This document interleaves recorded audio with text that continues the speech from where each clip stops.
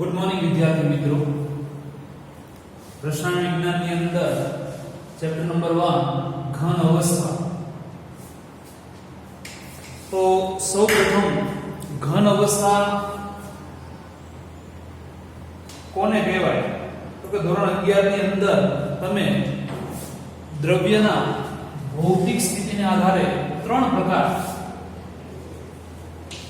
દ્રવ્ય આપણે જાણીએ છીએ પ્રમાણે કે જે પદાર્થ જગ્યા રોકે અને દળ ધરાવતું હોય એને દ્રવ્ય કહેવાય.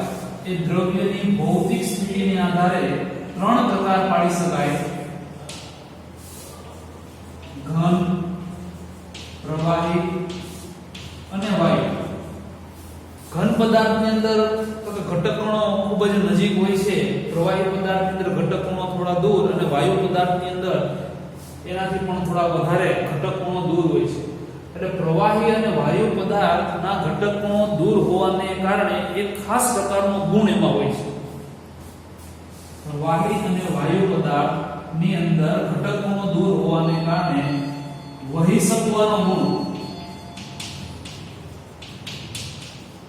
પ્રવાહી પદાર્થ અને વાયુ પદાર્થ વહી શકે એવો ગુણ હોય છે.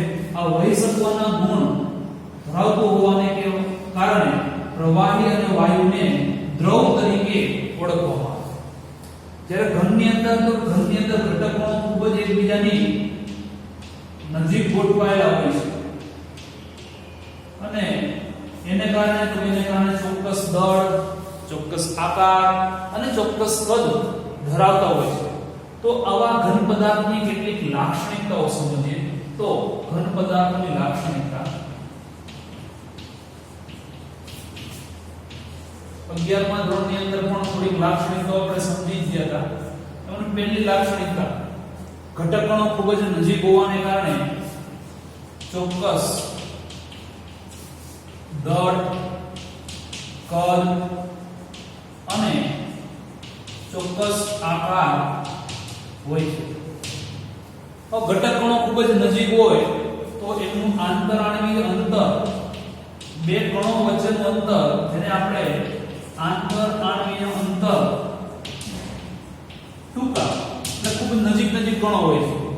આંતરાણવીય અંતર ટૂંકા ક્યારે હોય? તો કે આંતરાણવીય અણુ વચ્ચેનું બળ વધારે હોય.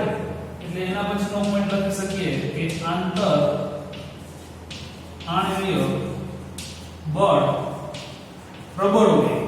જેથી કરીને બે અણુ એકબીજાની નજીક હોય.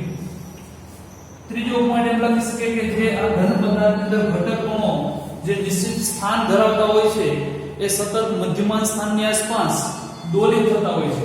એટલે ઘન પદાર્થમાં ઘટકણો નિશ્ચિત સ્થાન ધરાવતા હોય છે.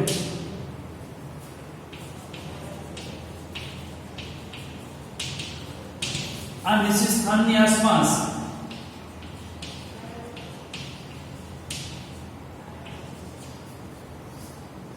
નિશ્ચિત સ્થાનથી અથવા નિશ્ચિત સ્થાનની આસપાસ એ દોલન પામે છે.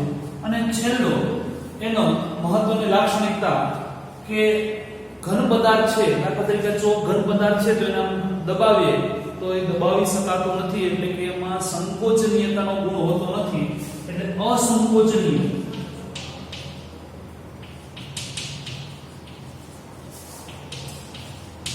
અને જેથી કરીને આપણે એને દ્રઢ પદાર્થ તરીકે કહી શકીએ. એટલે અહીંયા એમ કહી શકાય કે પ્રવાહી અને વાયુ એ દ્રવ છે, તો ઘન પદાર્થ એ દ્રઢ અથવા જડતાનો ગુણ ધરાવે છે. ઉદાહરણ તરીકે સરસ મજાનું ઉદાહરણ આપણે પ્રસ્તાવનાની અંદર આપેલું છે, કાર્બન નેનોટ્યુબ. ઘન પદાર્થ માટે આ કાર્બન નેનોટ્યુબ એ ખૂબ જ અગત્યનો પદાર્થ છે. કારણ શું? તો કે એનો ઉપયોગ કાર્બન નેનોટ્યુબ જે છે એ સ્ટીલ કરતા વધારે મજબૂત, એલ્યુમિનિયમ કરતા હલકો પદાર્થ અને કોપર પદાર્થ કરતા પણ એની વાહકતા વધારે છે. એટલા માટે કાર્બન નેનોટ્યુબનો ઘણી બધી જગ્યાએ ઉપયોગ થાય છે. હવે એના પછી આપણે નેક્સ્ટ જે સમજવાના છે એ છે ઘન પદાર્થનું વર્ગીકરણ. તો ઘન પદાર્થનું વર્ગીકરણ મુખ્યત્વે બે રીતથી અને આમ ત્રણ રીતથી કરી શકાય. ઘન પદાર્થનું વર્ગીકરણ માટે જોઈએ તો ઘન પદાર્થનું વર્ગીકરણ સમજીએ તો ઘન પદાર્થને એની ગોઠવણીને આધારે મુખ્યત્વે બે આમ ટોટલ ત્રણ પ્રકાર પાડી શકાય. ઘન પદાર્થની ગોઠવણીને આધારે પહેલો પ્રકાર સ્ફટિકમય ઘન પદાર્થ, બીજો પ્રકાર અસ્ફટિકમય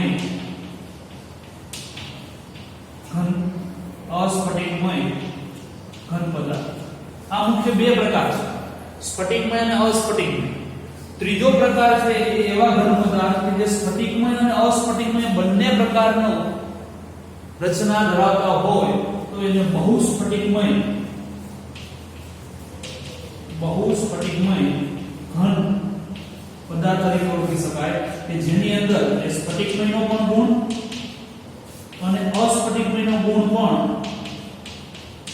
ધરાવતા હોય. હવે સ્ફટિકમય ઘન પદાર્થ કોને કહેવાય અને અસ્ફટિકમય ઘન પદાર્થ કોને કહેવાય એની થોડી ચર્ચા અને ત્યાર પછી મહત્વનો પ્રશ્ન એ બંનેના તફાવતની ચર્ચા કરવાની છે. તો સ્ફટિકમય ઘન પદાર્થ એટલે એવો પદાર્થ કે જેની અંદર ઘટક કણોની ગોઠવણી ક્રમબદ્ધ હોય, લાંબા ગાળા સુધી એક સરખી ગોઠવણી જોવા મળતી હોય. દાખલા તરીકે એક રૂમની અંદર એક વ્યવસ્થિત ગોઠવણી કરવામાં આવે, એક સમાન બોક્સ હોય, એક સમાન ખોખાઓની ગોઠવણી વ્યવસ્થિત ક્રમબદ્ધ કરવામાં આવે તો એવા પ્રકાર આખા જે ઘનનું નિર્માણ થાય એને આપણે સ્ફટિકમય ઘન પદાર્થ. પણ એક રૂમની અંદર બોક્સને એક સરખા જ બોક્સને આપણે ગોઠવણી ન કરીએ અને જ્યાં ત્યાં ફેંકી દઈએ અને જે આખા ઘનનું નિર્માણ થાય એ અસ્ફટિકમય ઘન પદાર્થ કહેવાય. એટલે આની અંદર જેની ગોઠવણી જે છે ઘટકોની ક્રમબદ્ધતા જે છે એ લાંબા સમય સુધી જળવાઈ રહે, આની અંદર જળવાઈ રહેતી નથી. બહુસ્ફટિકમય ઘન પદાર્થની અંદર એ સ્ફટિકમય અને અસ્ફટિકમય બંને સ્વરૂપે વર્તા હોય છે. એટલે ટૂંકા ગાળામાં એ સ્ફટિકમય સ્વરૂપે અને લોંગ ઓર્ડર એટલે કે લાંબી રેન્જની અંદર એ અસ્ફટિકમય ઘન પદાર્થ હોય છે. સ્ફટિકમય ઘન પદાર્થના ઉદાહરણની વાત કરીએ તો મોટાભાગે જે આયનીય પદાર્થો છે, આયનીય પદાર્થો, કાર્બનિક પદાર્થો, અકાર્બનિક પદાર્થો, ધાતુઓ છે, આ બધાની ગોઠવણીની અંદર સ્ફટિકમય પદાર્થ. જ્યારે અસ્ફટિકમય પદાર્થના ઉદાહરણની વાત કરીએ તો કાચ, પ્લાસ્ટિક, રબર, ક્વાર્ટઝ, કાચ. બરાબર સમજી લો, ક્વાર્ટઝ છે એની અંદર ગોઠવણી સ્ફટિકમયની છે, પણ ક્વાર્ટઝ કાચ હોય છે એની અંદર ગોઠવણી એ અસ્ફટિકમયની હોય છે. આ ઉપરાંત જે પોલિમર પદાર્થો હોય છે એ મોટા ભાગે અસ્ફટિકમય ઘન પદાર્થની ગોઠવણી હોય છે. તો બહુસ્ફટિકમય ઘન પદાર્થનું ઉદાહરણ તો કે એક ઉદાહરણ આપી શકાય કે કેટલાક કિસ્સાઓની અંદર જે ધાતુઓની ગોઠવણી હોય છે, આપણે જોઈએ છે ધાતુઓની ગોઠવણી સ્ફટિકમય છે, પણ કેટલાક કિસ્સાઓની અંદર કેટલાક કિસ્સામાં ધાતુની ગોઠવણી એ બહુસ્ફટિકમય ઘન પદાર્થ તરીકે પણ વર્તે છે. એટલે આ કોઈ ઘન પદાર્થનું વર્ગીકરણ સ્ફટિકમય, અસ્ફટિકમય અને બહુસ્ફટિકમય ઘન પદાર્થો કોને કહેવાય અને એના માટેના કેટલાક ઉદાહરણની ચર્ચા છે. હવે એના પછી મહત્વનો પ્રશ્ન આવે છે એ છે સ્ફટિકમય અને અસ્ફટિકમય ઘન પદાર્થો વચ્ચેનો તફાવત. આઈએમપી પ્રશ્ન છે, આ ચેપ્ટરમાંથી 3 માર્ક્સનો પ્રશ્ન પૂછાય તો એની અંદર એના 7 મુદ્દાઓમાંથી 6 મુદ્દાઓ લખી શકાય. પ્રશ્ન આ પ્રમાણે છે, તફાવત આપો.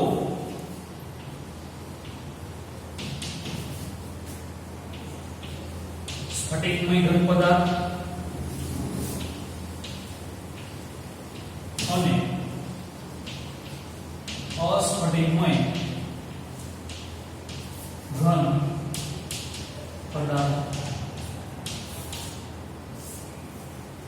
તો સૌપ્રથમ એના કેટલાક ગુણધર્મોને આધારે આપણે તફાવત સમજવાનો છે. એટલે આપણે અહીંયા એના ગુણધર્મો લખીશું. અહીંયા સ્ફટિકમય પદાર્થના ગુણધર્મો લખશું. સ્ફટિકમય ઘન પદાર્થ અને અસ્ફટિકમય ઘન પદાર્થ. તો પહેલો ગુણ આકારની વાત કરીએ તો આપણે આગળ સમજાયા પ્રમાણે કે સ્ફટિકમય ઘન પદાર્થ જે છે એ સ્ફટિકમય ઘન પદાર્થની અંદર એની ગોઠવણી ક્રમબદ્ધ લાંબા ગાળા સુધી જળવાઈ રહે છે અને એટલા માટે ચોક્કસ લાક્ષણિક ભૂમિતિક આકાર ધરાવે છે.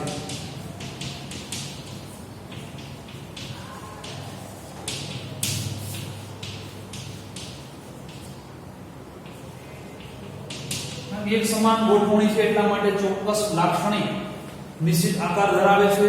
જ્યારે પેનની અસ્ફટિકમય ઘન પદાર્થની અંદર ગોઠવણી એક સમાન નથી અને એટલા માટે એમ કહી શકાય અનિયમિત આકાર.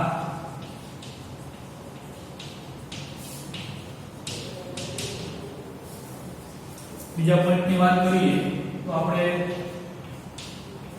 ગલન બિંદુ આપણે જાણીએ છીએ ઘન પદાર્થમાંથી પ્રવાહી પદાર્થમાં રૂપાંતરણ કરવા માટે અથવા ઘન અને પ્રવાહી સંતુલિત સ્થિતિમાં હોય તે તાપમાને તે પદાર્થનું ગલન બિંદુ તરીકે ઓળખવામાં આવે છે. તો સ્ફટિકમય ઘન પદાર્થની અંદર ગોઠવણી વ્યવસ્થિત હોવાને કારણે ચોક્કસ અને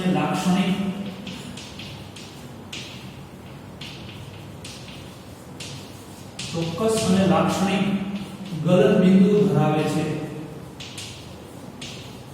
એક કોઈ ચોક્કસ તાપમાને એ ઘનમાંથી પ્રવાહીમાં રૂપાંતર પામે. ઉદાહરણ તરીકે આપણે બરફની વાત કરતા હોય તો બરફ 0 ડિગ્રી સેલ્સિયસ તાપમાન પછી એ ઓગળવા માંડે. એટલે કોઈ ચોક્કસ તાપમાન ગલન બિંદુ તો બરફનું ગલન બિંદુ 0 ડિગ્રી સેલ્સિયસ તાપમાન. કોઈ એવો ઘન પદાર્થ કે જેનો આપણે ગલન બિંદુ લખતા હોય, દાખલા તરીકે NaCl છે, NaCl નું ગલન બિંદુ દાખલા તરીકે આપણે 45 ડિગ્રી સેલ્સિયસ લખીએ તો 45 ડિગ્રી સેલ્સિયસ તાપમાને એ ઘનમાંથી પ્રવાહીમાં રૂપાંતર પામે. એટલે ચોક્કસ અને લાક્ષણિક ગલન બિંદુ ધરાવતો હોય. જ્યારે અસ્ફટિકમય ઘન પદાર્થની અંદર શું હોય છે તો કોઈ ચોક્કસ ગલન બિંદુ ન હોય તો કે એની અંદર ગલન બિંદુનો ગાળો જોવા મળે. ગલન બિંદુના ગાળા દરમિયાન તે નરમ બને. સરસ મજાનું ઉદાહરણ પ્લાસ્ટિકના ઉદાહરણ દ્વારા સમજી શકાય. આપણે પ્લાસ્ટિકને ગરમ કરીએ, પ્લાસ્ટિક એ અસ્ફટિકમય ઘન પદાર્થ છે, અથવા રબરને ગરમ કરીએ તો ગરમ કરીએ ઘનમાંથી પ્રવાહીમાં રૂપાંતર પામતું નથી, પણ અમુક તાપમાનથી અમુક તાપમાનના ગાળા દરમિયાન એ નરમ બને છે. એ અસ્ફટિકમય ઘન પદાર્થનું ઉદાહરણ છે. ત્રીજું ચિરાગ ક્લીવેજ. ચિરાગ ગુણધર્મ. ચિરાગ એટલે તોડવું, કાપવું. તો ધારદાર ચપ્પુ જેવા સાધનો વડે જો સ્ફટિકમય અને અસ્ફટિકમય ઘન પદાર્થને કાપવામાં આવે તો આની અંદર ગોઠવણી એક સમાન છે, એટલે બે સરખા ભાગ પડશે. એટલે એમ કહી શકાય કે ધારદાર સાધન વડે કાપતા મળતા નવા ભાગ એક સમાન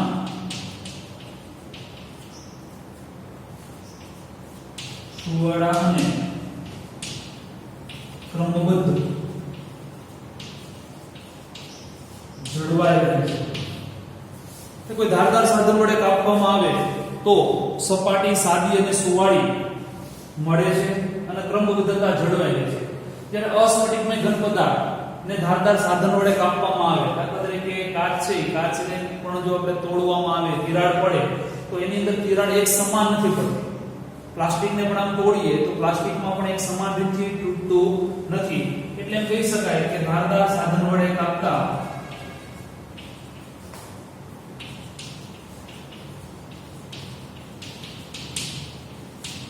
એક સમાન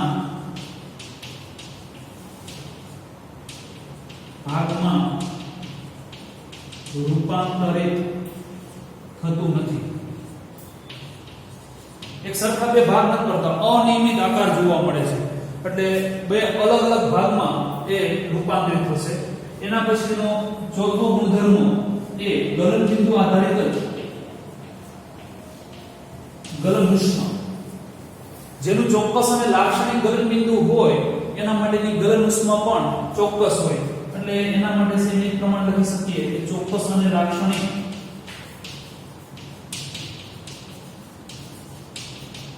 ગલન ઉષ્મા ધરાવે છે. અહીંયા તો કે ગલન બિંદુનો ગાળો છે અને એટલા માટે ગલન ઉષ્માઓ પણ આપણે લખી શકીએ કે તેમને નિયમિત ગલન ઉષ્મા હોતી નથી.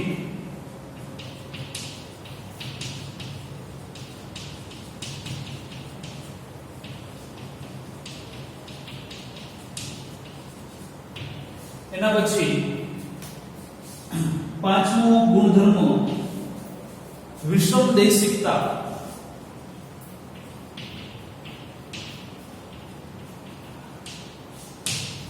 અને સમદેશિકતા. એ સૌપ્રથમ વિષમદેશિકતા અને સમદેશિકતા સમજીએ. વિષમદેશિકતા અને સમદેશિકતા પહેલા એના ગુણ લખી એટલે ખ્યાલ આવે કે સ્ફટિકમય ઘન પદાર્થ છે એ વિષમદેશિક છે. વિષમદેશિકતા ધરાવે છે, જ્યારે અસ્ફટિકમય ઘન પદાર્થ છે સમદેશિકતા ધરાવે છે.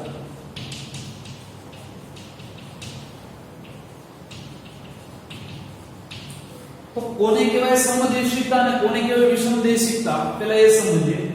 તો આપને એ ખબર છે કે સ્ફટિકમય ઘન પદાર્થ જે છે એની ગોઠવણી આ પ્રકારે છે કે આ કોઈ પદાર્થ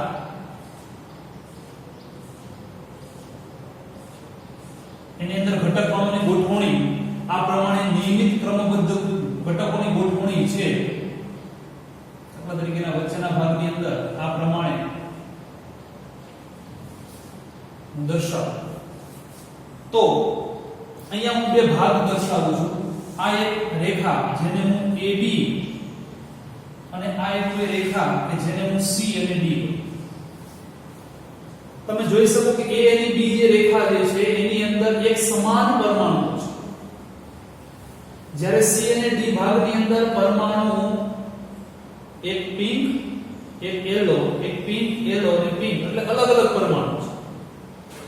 તો આવા ભાગ એ સ્ફટિકમય ઘન પદાર્થની અંદર જોવા મળે છે, જેથી કરીને કેટલાક ખાસ પ્રકારના ગુણધર્મો જેમ કે યાંત્રિક મજબૂતાઈ, વક્રીભવના,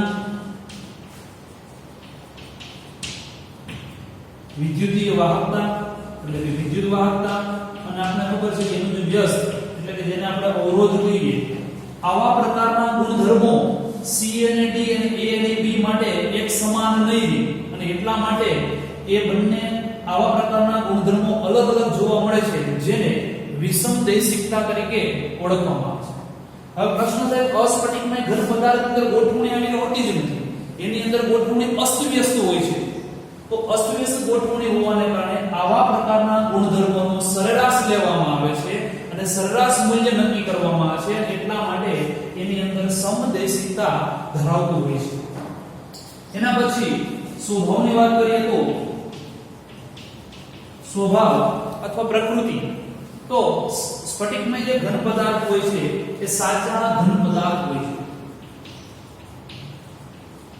જેમ કહેવાય કે સાચા ઘન પદાર્થ એટલે જે આપણને નરી આંખે મોટા ભાગે ઘન પદાર્થ સ્વરૂપે જોવા મળે છે એ સાચા ઘન પદાર્થ હોય છે, જ્યારે અસ્ફટિકમય ઘન પદાર્થ એ આભાસી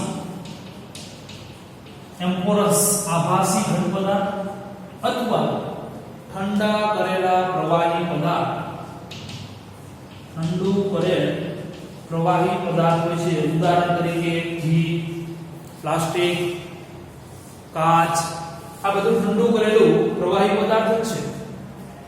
અને છેલ્લો મુદ્દો ઘટક કણોની ગોઠવણી.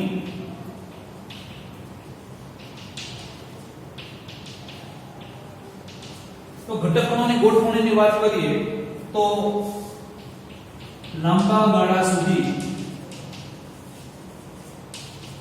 ક્રમબદ્ધતા જળવાઈ રહે. અહીંયા લાંબા ગાળા સુધી એક સમાન ક્રમ જોવા મળે ઘટકકણોની ગોઠવણી x y z કોઈ પણ દિશાની અંદર એક સમાન રીતે એની ગોઠવણી હોય છે. જ્યારે અહીં ટૂંકા ગાળા ક્રમબદ્ધતા હોય છે અને આ રીતે એની ઘટકકણોની ગોઠવણી જોવા મળે. આ રીતે તફાવતની અંદર 3 માર્ક્સનો પ્રશ્નની અંદર 6 મુદ્દાનું વર્ણન સરળતાથી કરી અને 3 માર્ક્સનો પ્રશ્ન લખી શકાય. ત્યાર પછી હવે માત્ર ને માત્ર આ પાઠની અંદર આપણે સ્ફટિકમય ઘન પદાર્થોનો જ અભ્યાસ કરવાનો છે. એટલે સૌપ્રથમ સ્ફટિકમય ઘન પદાર્થોનું વર્ગીકરણ સમજીએ. તો સ્ફટિકમય ઘન પદાર્થનું વર્ગીકરણ મુખ્યત્વે 4 રીતથી કરી શકાય. સ્ફટિકમય ઘન પદાર્થનું પ્રથમ વર્ગીકરણ આણ્વીય ઘન પદાર્થ. બીજો પ્રકાર આયનીય ઘન પદાર્થ. ત્રીજો પ્રકાર ધાત્વીય ઘન પદાર્થ અને ચોથો પ્રકાર સહસંયોજક અથવા કહી શકાય જાળીદાર ઘન પદાર્થ.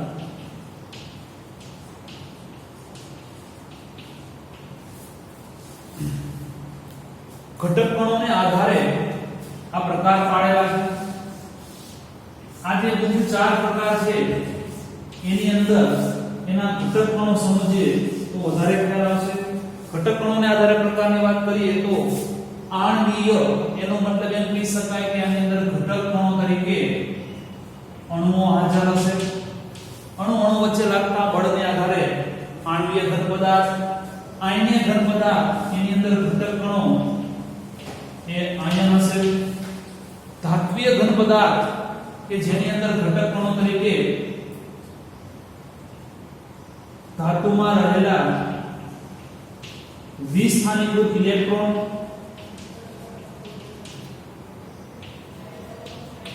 અને ધન વીજભાર બાહ્યતમ કોષમાં ધાતુની અંદર ધાતુનું નિર્માણ કઈ રીતે થાય એ સમજીએ તો ધાતુની અંદર બાહ્યતમ કોષમાં રહેલા ઇલેક્ટ્રોન એ વિસ્થાનીકૃત પામેલા એટલે કે એ કોઈ માત્ર ને માત્ર એક જ કક્ષામાં ભ્રમણ ન કરતા મુક્ત થયેલા ઇલેક્ટ્રોન હોય છે જેને વિસ્થાનીકૃત ઇલેક્ટ્રોન કહેવાય. અને એ મુક્ત થયેલા ઇલેક્ટ્રોન સિવાયનો ભાગ એને ધનભારિત કહેવામાં આવે છે. ધન વીજભારિત ઘટક એ બંને વચ્ચેના આકર્ષણને કારણે ધાત્વીય ઘનનું નિર્માણ પામે. અને છેલ્લે પરમાણુની અંદર ઘટકકણો તરીકે જો પરમાણુ રહેલા હોય તો એવા પદાર્થને આપણે જાળીદાર ઘન પદાર્થ તરીકે ઓળખી શકીએ.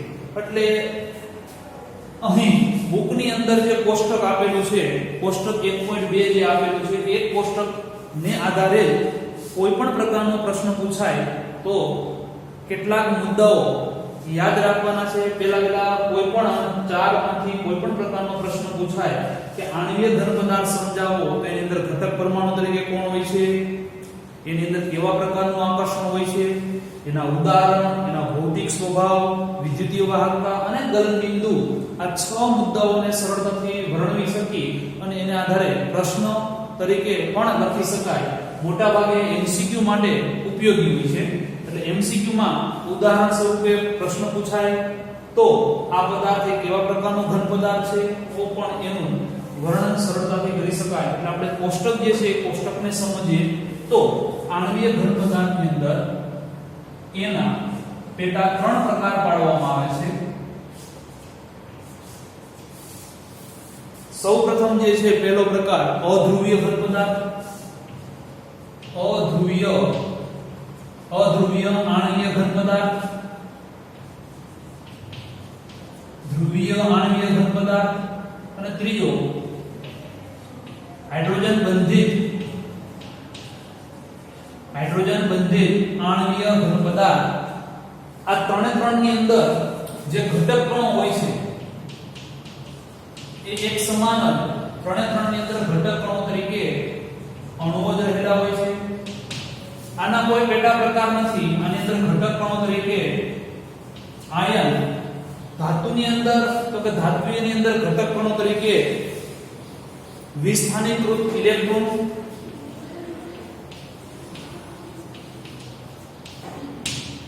તથા ધન વીજભારિત ભાગ જે ધાતુનો આપણે વાત કરીએ એ પ્રમાણે કે બાહ્યતમ કોષમાંના ઇલેક્ટ્રોન જે છૂટા પડેલા હોય છે એને વિસ્થાનીકૃત ઇલેક્ટ્રોન અને એ સિવાયનો ભાગ એટલે કે ધનભારિત ભાગ એ બંને વચ્ચેના આકર્ષણને કારણે ધાત્વિય ઘનનું નિર્માણ પામે છે અને પરમાણુની અંદર અહીંયા સહસંયોજક ઘન પદાર્થની અંદર એ પરમાણુઓ એ ઘટક કણો તરીકે હાજર રહેલા હોય છે. હવે એની અંદર આકર્ષણની વાત કરીએ તો આકર્ષણ બળો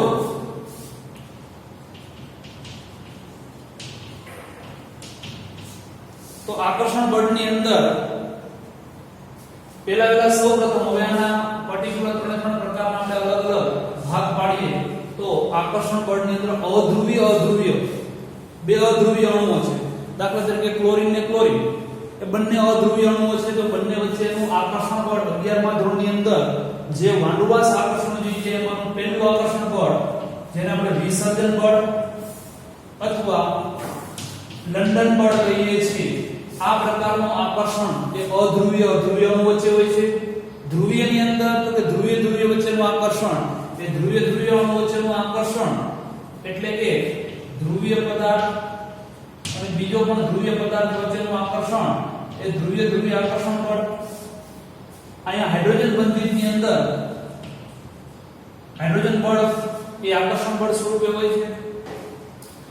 ધનાયન અને ઋણાયન વચ્ચેનું આકર્ષણ બળ કે જેને આપણે ફિઝિક્સની અંદર કુલંબીય આકર્ષણ બળ તરીકે ઓળખીએ છીએ. કુલમ્બના નિયમ પ્રમાણે કુલંબીય આકર્ષણ બળ આપણે આકર્ષણ બળ F = kq1q2r² વડે જે દર્શાવી શકાય એ કુલંબીય આકર્ષણ બળ.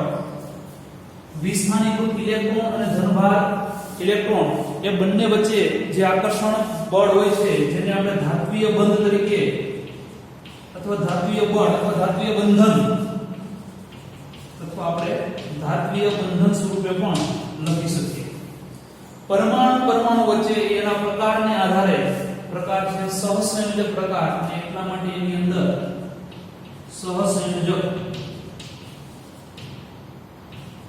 બળ રહેલું હોય છે. આ વાત છે એના બંધન અથવા એની અંદર કેવા પ્રકારના બળો હાજર હોય છે અને ખાસ મહત્વના એના ઉદાહરણની ચર્ચા કરીએ તો ઉદાહરણ આપણે યાદ રાખવાની પણ જરૂરિયાત નહીં પડે. અધ્રુવીય પદાર્થ એટલે આપણે નિષ્ક્રિય વાયુ છે હિલિયમ, નિયોન, આર્ગોન. આ ઉપરાંત હાઇડ્રોજન છે, ક્લોરીન છે. અધ્રુવીય પદાર્થ વચ્ચે લાગતું આપણે થશે આ બંને વાયુ સ્વરૂપે છે પણ જ્યારે ઘન સ્વરૂપે પદાર્થ અસ્તિત્વ ધરાવતું હોય છે ત્યારે એ આણ્વીય ઘન પદાર્થ તરીકે હાજર હોય છે. આ ઉપરાંત કેટલાક એવા પદાર્થ કે જે પોતે આંતરિક અધ્રુવીય પદાર્થ છે જેમ કે CCl4 છે, CO છે, જેમ કે CO2 છે. આ બધા આંતરિક અધ્રુવીય પદાર્થ છે. હવે વાત કરીએ ધ્રુવીય પદાર્થ તો ધ્રુવીય પદાર્થ માટે ઘન HCl, ઘન SO2 આવા બધા પદાર્થોની અંદર આની પર આંશિક ધન વીજભાર, આની પર આંશિક ઋણ વીજભાર એટલે ધ્રુવીય આકર્ષણ સેમ એ જ પ્રમાણે અહીંયા પણ ધ્રુવીય આકર્ષણ બળ જોવા મળે છે. હાઇડ્રોજન બંધિત માટેનું સરળ ઉદાહરણ આપણને ખબર છે બરફ H2O. આયનીય પદાર્થ માટે તો આયનીય પદાર્થ માટે ઘણા બધા ઉદાહરણ આયનીય પદાર્થના ઘણા બધા ઉદાહરણ જેમ કે NaCl છે, KCl છે, KBr છે, NH4OH છે. ઘણા બધા જે આયનીય પદાર્થોના ઉદાહરણ આવે છે તે બધા જ આપણે આયનીય ઘન પદાર્થ તરીકે વ્યાખ્યાયિત કરી શકીએ. ધાત્વિય ઘન પદાર્થની અંદર ધાતુઓ તરીકે તો કે Fe, Au, Ag, Mn, Zn, copper આ બધી જે ધાતુઓ હોય છે એની અંદર ધાત્વિય ઘન પદાર્થ તરીકે હાજર હોય છે. સહસંયોજક બંધની અંદર ખાસ આપણે સમજવાનું છે સહસંયોજક બંધની અંદર બે પ્રકારના પ્રકાર એક SiC સિલિકોન કાર્બાઇડ, SiO2 રેતી, સિલિકા, કાર્બન હીરો સ્વરૂપે અને કાર્બન ગ્રેફાઇટ સ્વરૂપે. આ કાર્બન ગ્રેફાઇટ અને આ છે કાર્બન હીરો. આ બંનેના જે ગુણ છે, હવે પછી આપણે જે નેક્સ્ટ અને આગળ આપણે એના ગુણની ચર્ચા કરવાની છે.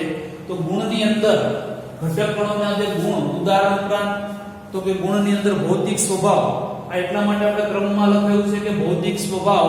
ટેક્સ્ટ બુકમાં તમે જોશો તો એ ખ્યાલ આવશે કે ભૌતિક સ્વભાવ મૃદુ, મૃદુ એટલે કે પોચું. શરૂઆતથી મૃદુ, પછી ધીમે ધીમે સખત, સખત પણ વધતું જાય છે, સખત પણ બરડ, સખત પરંતુ ટીપણીય અને તન્નીય જે ધાત્વિય ગુણનો ગુણ છે. સહસંયોજકની અંદર આ પદાર્થ જે છે એ સખત છે, પરંતુ જે ગ્રેફાઇટ છે એ અલગ પ્રકારનો ગુણ ધરાવે છે, જેને આપણે મૃદુ તરીકે ઓળખી શકીએ. સેમ એની બાજુમાં વિદ્યુતીય વાહકતાનો જે ગુણ છે એ પણ ઉપરથી નીચે તરફ જઈએ તેમ તેમ વિદ્યુતીય વાહકતા વધતી જાય છે. અને એટલા માટે આણ્વીય ઘન પદાર્થની અંદર અધ્રુવીય, ધ્રુવીય અને હાઇડ્રોજન બંધિત એ ત્રણ પ્રકારના જે છે એ અવાહક છે. ત્યાર પછી આયનીય. તો આયનીય આપણે ખબર છે કે આયનીય NaCl છે, વિદ્યુતનો વાહકતા દર્શાવતો નથી, પરંતુ જ્યારે એને પાણીમાં અથવા પીગળી સ્વરૂપમાં ધન અને ઋણાયન સ્વરૂપે હોય તો વિદ્યુતીય વાહકતા દર્શાવે છે. નીચે તરફ જઈએ તો ધાતુએ મુક્ત ઇલેક્ટ્રોનને કારણે વિદ્યુતીય વાહકતા દર્શાવે છે. સહસંયોજક બંધ પણ વિદ્યુતીય રીતથી અવાહક છે. એટલે અહીંયા બંને આ વિદ્યુતીય વાહકતા દર્શાવે છે, પણ જ્યારે આ પદાર્થ છે વિદ્યુતીય અવાહક છે, જ્યારે ગ્રેફાઇટ છે એ વિદ્યુતીય વાહકતા દર્શાવે છે. અને ગલનબિંદુ પણ ઉપરથી નીચે તરફ જઈએ તેમ ગલનબિંદુમાં વધારો જોવા મળે છે.